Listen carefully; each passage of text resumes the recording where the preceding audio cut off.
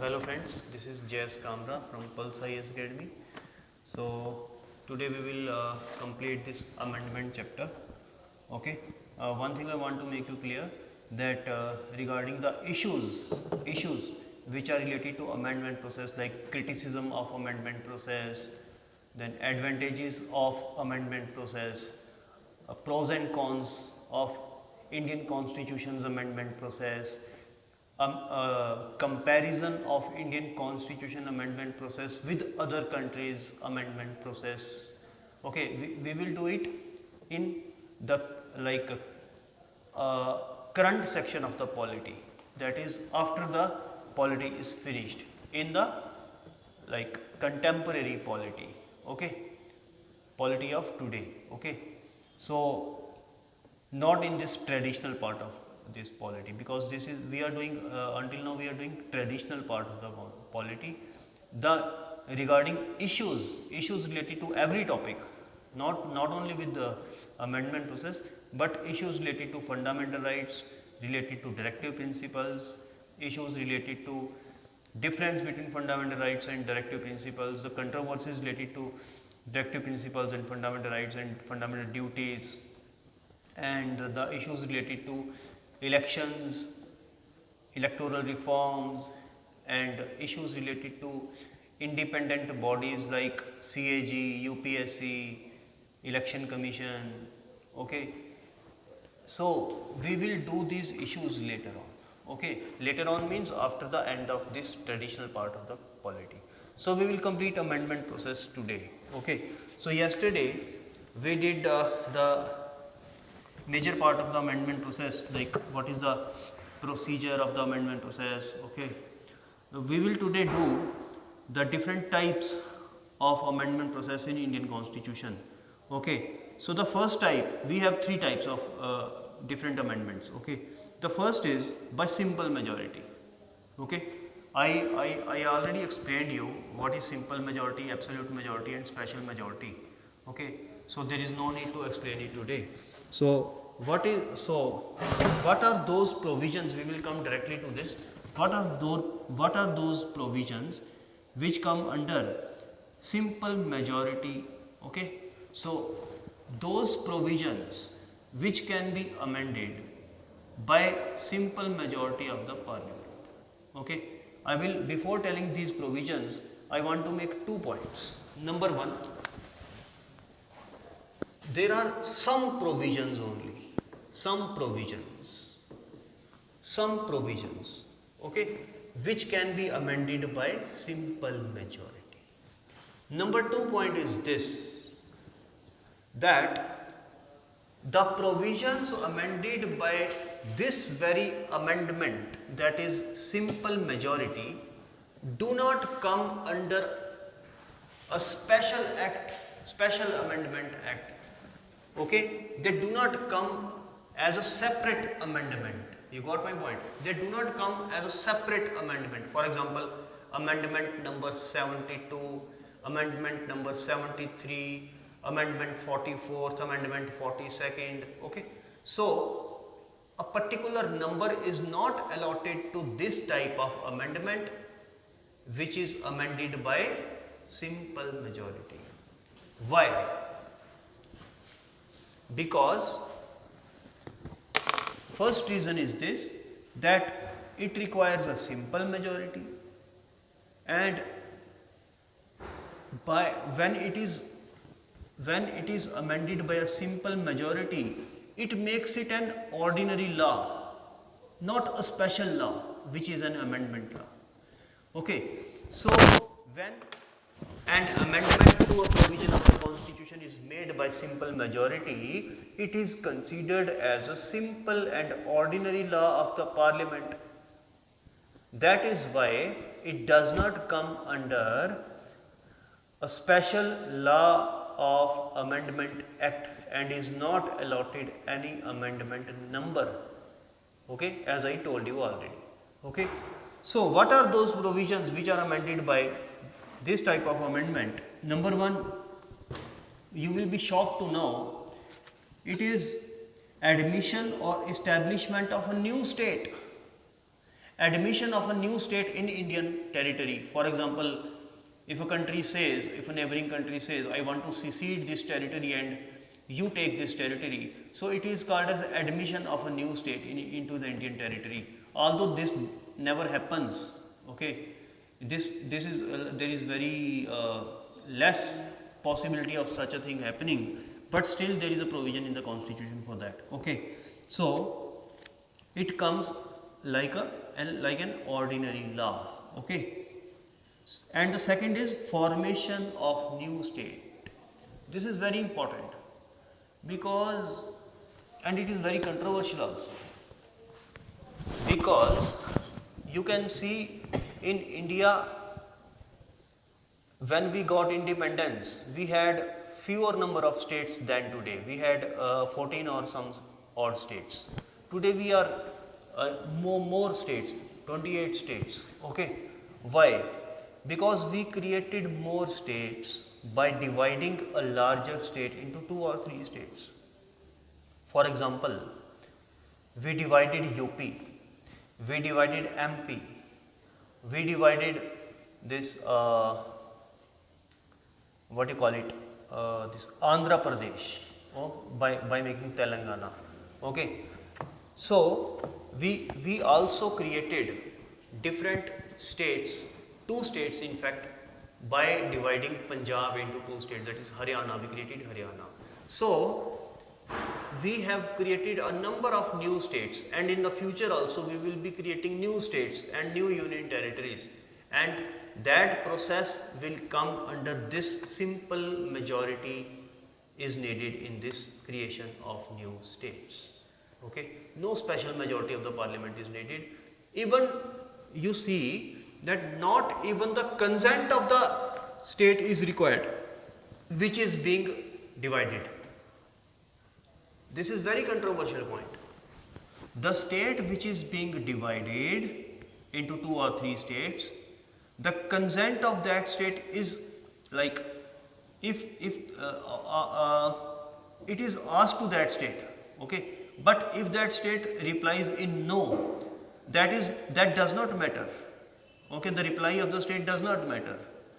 Okay, so as the reply of the state does not matter, so it is only the center's prerogative to create more and more states from existing states.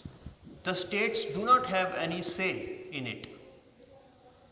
Okay, on the contrary, in USA what happens is, in USA, when it was created 250 years ago, USA, there were 50 states, 50 states, and even today in 2020 USA has 50 states.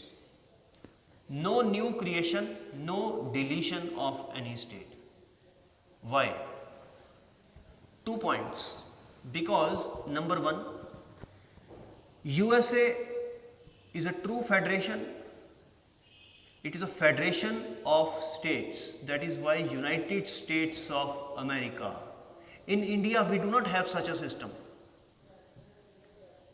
In India, the name of the country is India, not United States of India. India does not have a name like United States of India, because when India got independence, the states did not form a federation. They did not agree to form a new country, to make a new country. The country was already there. But USA, when it was created, it did not exist. In India, the country already existed, Hindustan already existed. Okay, you are seeing the difference in USA and India. In India, the states did not come forward to make a new country. The country was already there. But in USA, the states came forward, joined hands, made an agreement to form a new country. Originally there were 50 states, okay, and they said that we should join hands, we should create an agreement and we should create a new country called United States of America. This sort of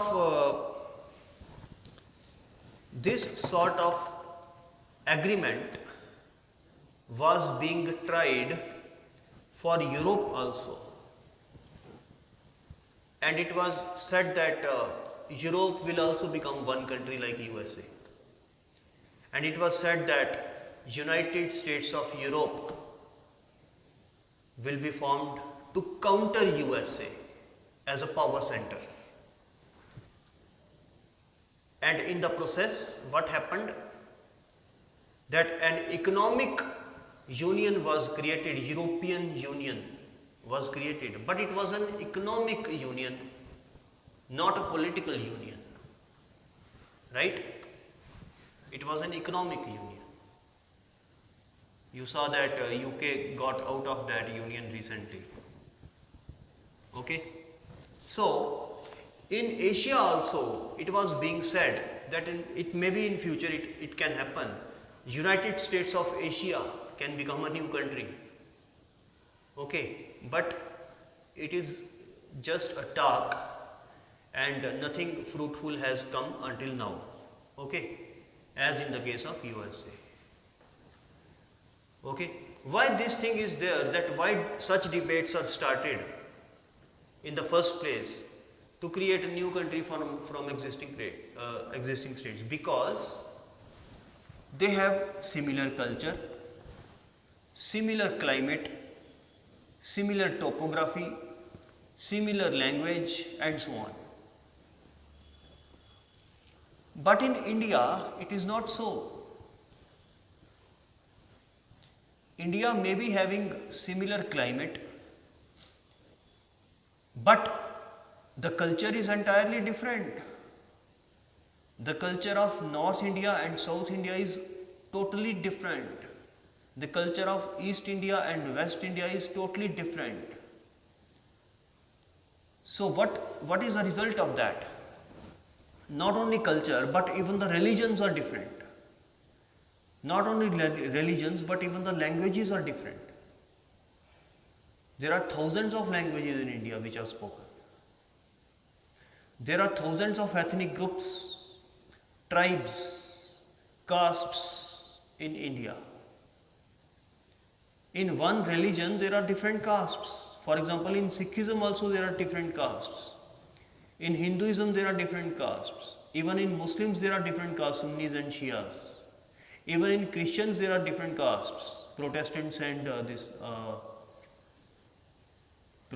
one is in Christians, one is Protestants, and second is Roman Catholics.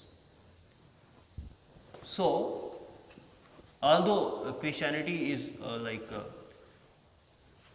in talking about Christianity, some countries have Roman Catholics and some countries have Protestants, Christians. Okay, but India has both. Okay, so India having a huge variety of people, having a huge variety of customs, religions. So it was very difficult to bind the country together into a single union. It was very difficult. So what was the result? The result was that Pakistan was created, because it wanted a new homeland, a separate homeland for itself. And out of Pakistan, Bangladesh was created, because it wanted a new separate homeland for itself. Even in today's India, there are different voices which demand that they want a separate country. For example, in Tamil Nadu, they want a separate country. In Punjab, the Khalistan movement was there for 2 decades in 80s and 90s. In Kashmir, you are already seeing what is happening. They want independence. In Northeast, you can see the Naxalites and different types of movements there also. Okay, so all over India, these sort of things are already happening. These tendencies are called as fissiparous tendencies, tendencies to secede from the country, from the main country. Because this demand itself comes from regionalism. And regionalism comes because there is a feeling of anti-nationalism. Okay, so when there is lack of nationalism, when the country is not capable of inculcating the feeling of nationalism in the citizenry, what happens? What is the result? The result is the feeling of regionalism, and regionalism is very dangerous. You will say that regionalism is there also in USA. Yes, it is there. Regionalism is there in USA also, and a strong regionalism is there. In USA, the states have huge powers. The governors of the states are directly elected by the people in USA, like the president. Every state in USA has its own constitution. Every state in USA has its own citizenship. So there are 50 citizenships in USA, every state having its own citizenship apart from the national citizenship. But being said that, I would also like to say that despite having this much of regionalism in USA, there is a strong feeling of nationalism as well. An American is a proud American. He never talks against America. But in India, the things are different. In India, regionalism is there. Punjabis are proud of their Punjabi language, Dogras are proud of their Dogri language, Himachalis are proud of their Himachal language, and so on. But somewhere, the national feeling is like, I am not saying that it is missing in everybody, but in some citizens, national feeling is missing. The feeling of nationalism is not as deep rooted as in America. Although it is there in most of the country's citizens, but still there are huge citizens, huge number of citizens who are becoming anti-nationalists in India. Okay? So, that is why the point comes from here only. That is why we have not made it compulsory to make the states consent, to make the concerned states consent as obligatory if its geographical boundaries are being changed.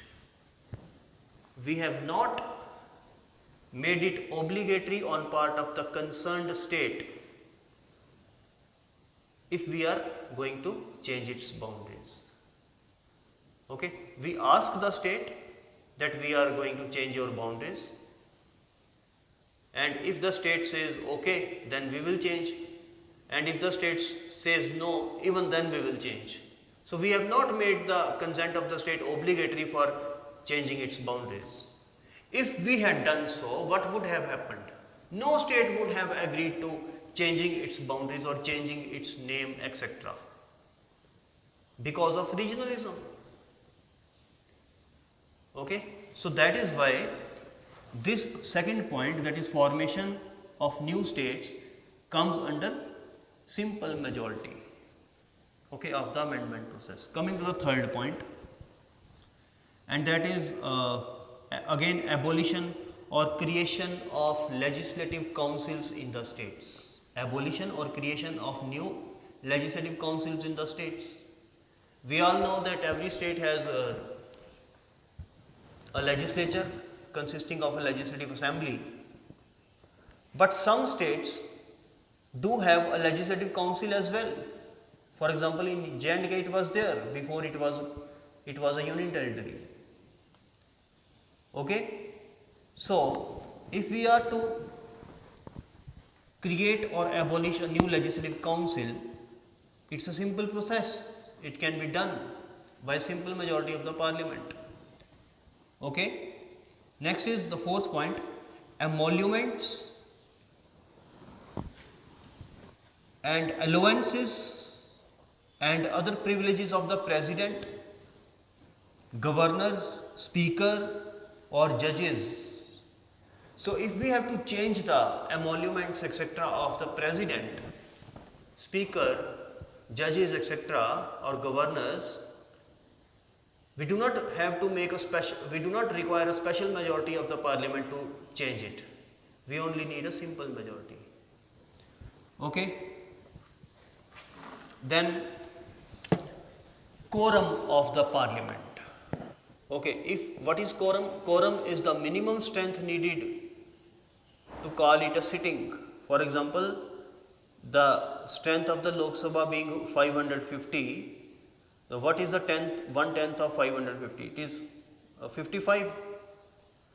So to change this figure, that is 1/10, to change this figure, maybe we can make it 1/12, maybe we can make it 1/20th, or maybe we can make it 1/5. Okay, so even then no special majority of the parliament is required, only a simple majority of the parliament is required. Then salary and allowances of member of parliament. Then rules of procedure of the parliament. Then privileges of parliament and its committees. Okay. Then use of English language in the parliament. Then number of judges in the Supreme Court. Okay, their number, we can change it by a simple amendment of the parliament, of the constitution. Okay, then you have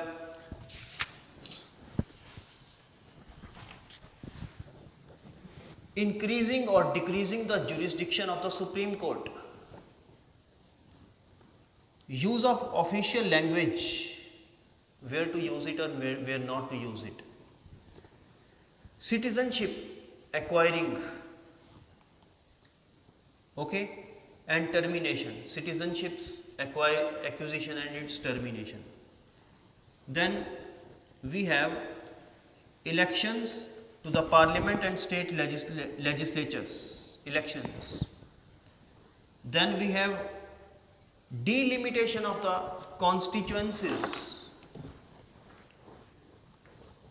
Then we have union territories, to create or abolition new union territory. Then we have fifth schedule, administration of scheduled areas and scheduled tribes. And lastly we have sixth schedule, that is administration of tribal areas. Okay, so you saw that there are 18 provisions which can be amended by a simple majority of the parliament. And the special thing in these provisions is this, that if any change is made in these provisions, they will not be considered as a separate amendment act. Okay, they will be treated as a simple and or ordinary law of the parliament. Okay, so what are those provisions? Now we are coming to the second category. What are those provisions which require special majority of the parliament? I told you yesterday that some constitutions are rigid and some are flexible. The rigid constitutions are one where special majority is required to amend the constitution, and flexible constitutions are one where simple majority is required to amend the constitution. So in our case, we have both rigidity and flexibility in our constitution's amendment. So you saw that there are 18 provisions which can be amended by a simple majority of the parliament in India.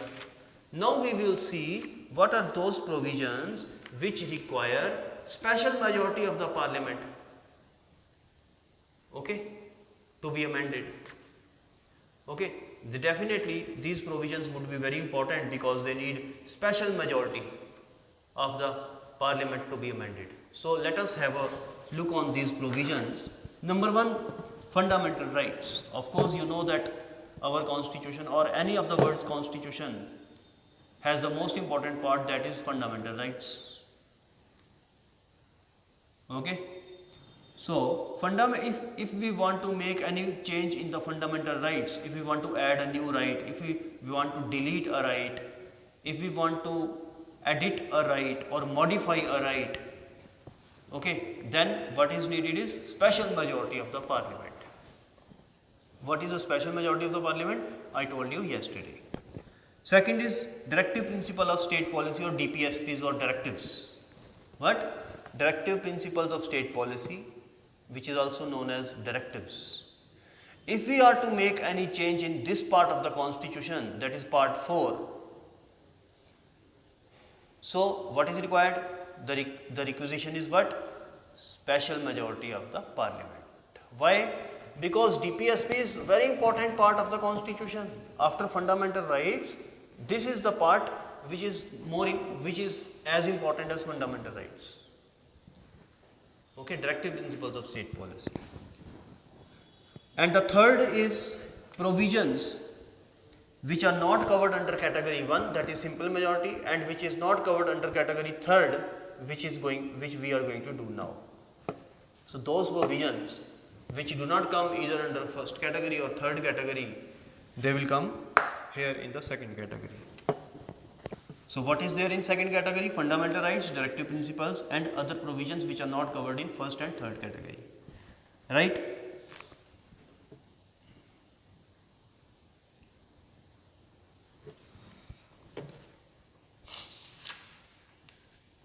Now coming to the third category, and that is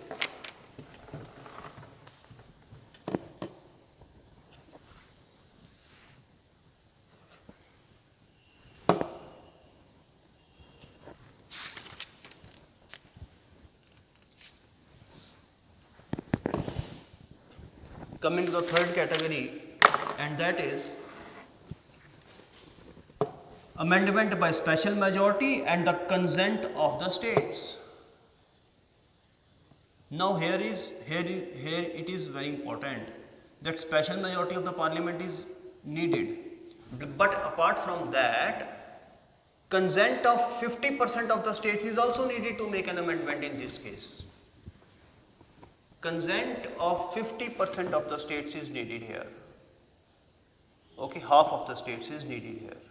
Okay, so definitely the provisions under this part will be those provisions which will be affecting the states collectively or individually. Okay, so what are those provisions? Let us have a look.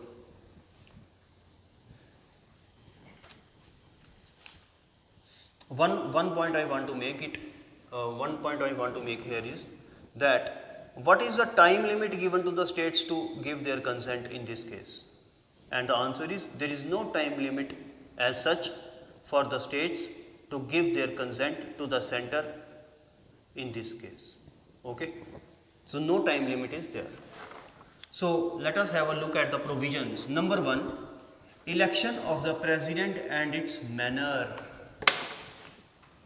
One point I forgot to make is this: here in this category, only those provisions will be coming which are federal in nature, and federal provisions are those provisions which are affecting the states.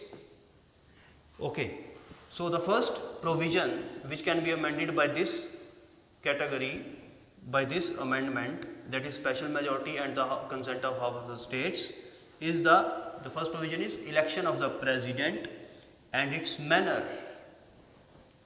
Election of the president and its manner. Now you people can ask me a question. Some question must be coming to your mind. Any question coming to your mind? If it is coming, it is good.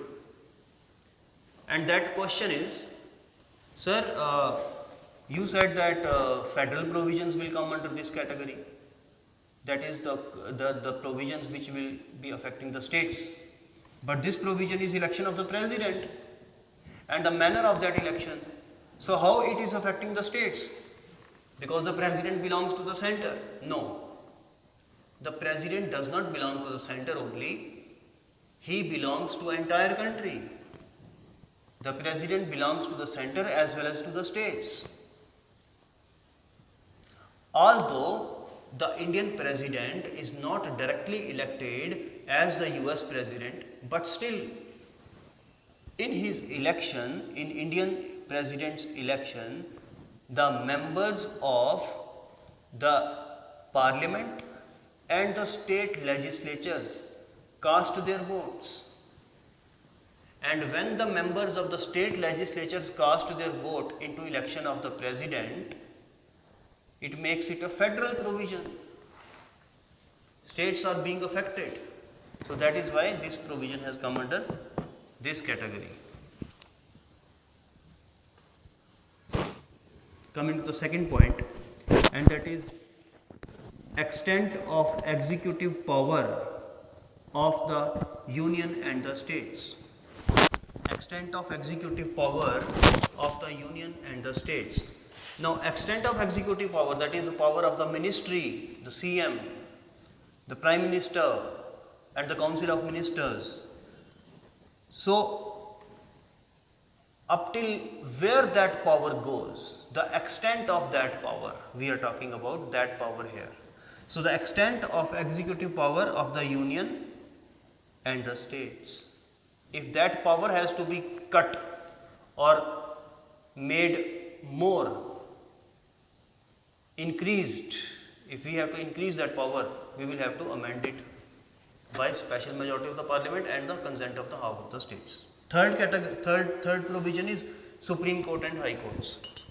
Okay, if we have to make any changes in the laws of Supreme Court or High Courts, then it will come under this category. Next is distribution of legislative powers between the center and the state. This is a very important point, very important point, because here we are talking about the areas of states and the areas of the center, that is until where the center's power go and from where the state's power start, because what is coming under center and what is coming under states, what is coming under parliament and what is coming under state legislatures, because here it is written distribution of legislative powers of the center and the states. Legislative powers means powers of making laws, powers of passing laws, okay, the power of the parliament and the power of the state legislatures. Next is any of the lists in the 7th schedule. In the 7th schedule we have 3 lists, that is union list, states list and concurrent list. The matters coming under a union list, those matters are dealt by the center, that is center will exercise power on those matters which will be coming under union list.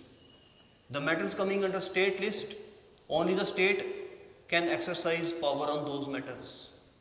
And the matters coming under concurrent list, both states and center have the power to exercise power on those subjects which are coming under concurrent list. Okay? And there is also residuary power, and the residuary power is that power, the subjects, residuary subjects which do not come under union list or state list or concurrent list, they automatically fall under the central power. Okay, they automatically go to central government, that is parliament. Next is responsibility of the states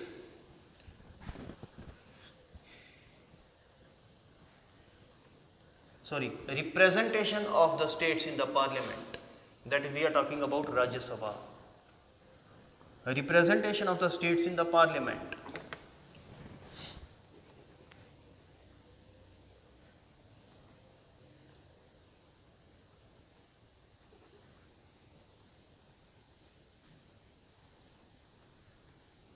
Representation of the states in the parliament. Okay, so whether to increase that representation or decrease that representation, whether to increase a particular state's representation or decrease it, it will also be amended under this category. And the last provision here is Article 368 itself. If we have to amend the amending article, and the amending article is Article 368, if we have to bring any change in the amendment process itself, then again it will come under this category. Okay, so these are the provisions, these are available in the book also. So these are the provisions which come under different types of amendment.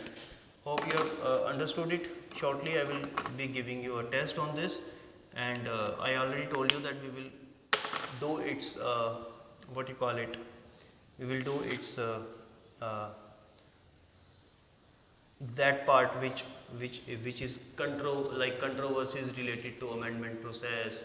Okay, advantages and disadvantages of Indian amendment process, comparison of Indian Constitution's amendment process with the rest of the world, especially the US and the UK. We will do it at the end of our polity, like with the other issues of the polity. Okay, thank you.